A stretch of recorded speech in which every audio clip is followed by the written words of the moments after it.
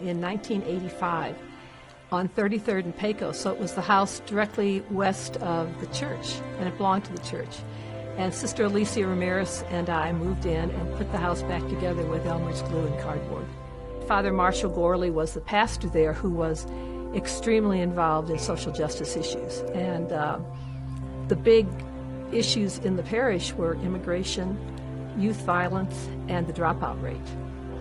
And so one of the things that we talked about a lot was education and schools, and how it would be great to have a school in that neighborhood.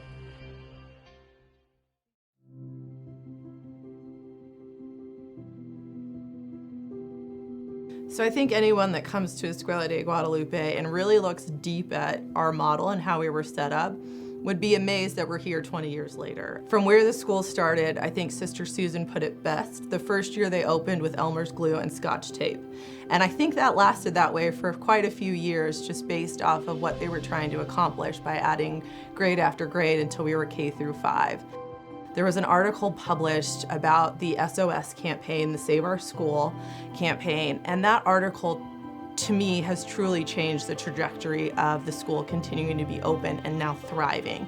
It brought several community partners who had never heard about this small school in North Denver doing amazing things to our door.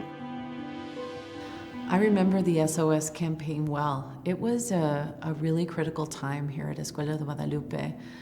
We needed to figure out our business model and help people understand the magic that was happening at Escuela. And we knew that if we could get people here to understand how this worked, what the outcomes were, and the excellence that our students possessed, we could get people to invest.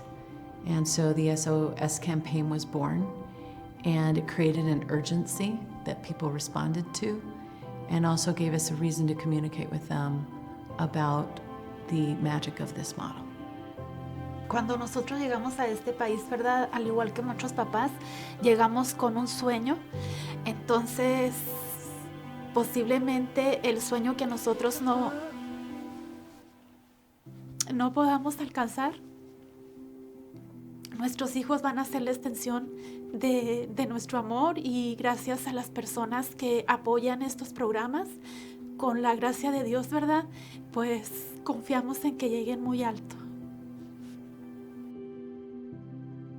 I felt like at Escuela I had a big workload, and when I transitioned into presentation of Our Lady, I felt like it was kind of easy because I was used to having a lot of work to do, and I kind of felt advanced for my grade from my peers.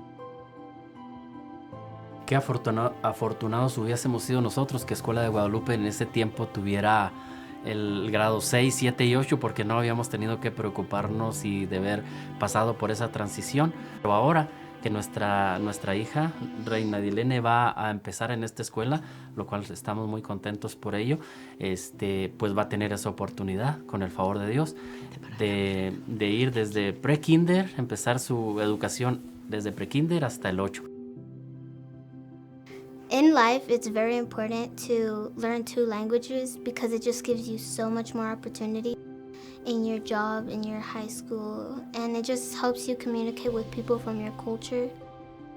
Mi favorita cosa de escuela es la ciencia porque puedes hacer experimentos y algunas veces los experimentos son muy divertidos. One of my dreams is to be someone that could help another person. Because my parents always remind me, when you grow up, be someone that can help anybody. And that inspires me to have a big dream.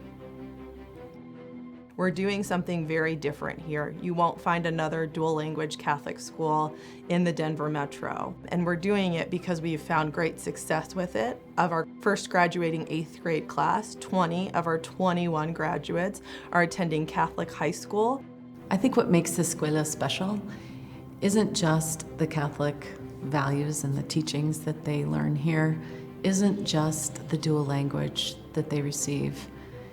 It's not just the excellent education.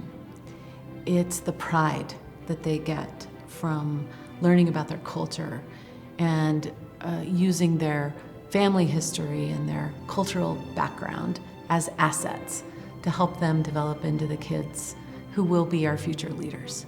And that's what we need in our community. More kids like Escuela kids coming out, ready to conquer the world.